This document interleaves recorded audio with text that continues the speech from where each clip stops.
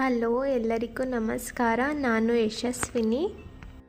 ಗುರುರಾಯರ ಮಂತ್ರಾಕ್ಷತೆ ಮಹಿಮೆ. ಶ್ರೀ ರಾಘವೇಂದ್ರ ಸ್ವಾಮಿಗಳಲ್ಲಿ ಅನೇಕ ವಿದ್ಯಾರ್ಥಿಗಳು ವ್ಯಾಸಂಗ ಮಾಡುತ್ತಿದ್ದರು.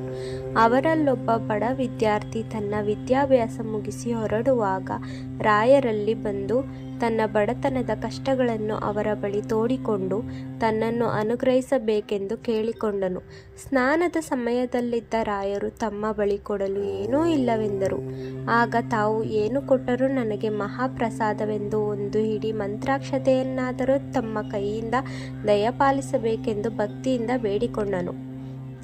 ಅದಕ್ಕವರು ಅವನಿಗೆ ಮಂತ್ರಾಕ್ಷತೆ ಕೊಟ್ಟರು. ಮಂತ್ರಾಕ್ಷತೆಯನ್ನೇ ವಿದ್ಯಾರ್ಥಿಯು ಮಹಾಪ್ರಸಾದವೆಂದು ಸ್ವೀಕರಿಸಿ ತನ್ನ ಊರಿನ ಕಡೆಗೆ ಹೊರಟನು.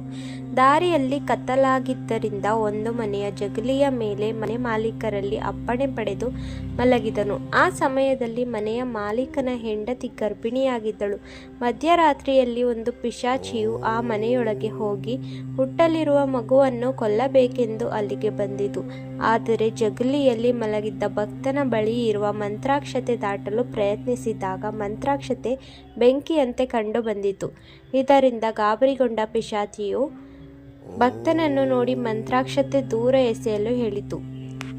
ಪಿಶಾಚಿಯನ್ನು ನೋಡಿ ಹೆದರಿದ ಭಕ್ತನು ಮಂತ್ರಾಕ್ಷತೆಯನ್ನು ಅದರ ಮೇಲೆ ಎಸೆದನು.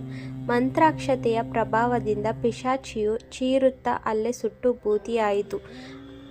ಅದರ ಚೀತ್ಕಾರವನ್ನು ಕೇಳಿದ ಮನೆ ಮಂದಿಯೆಲ್ಲ ಹೊರಗೆ ಬಂದು ಅವಕ್ಕಾದರು.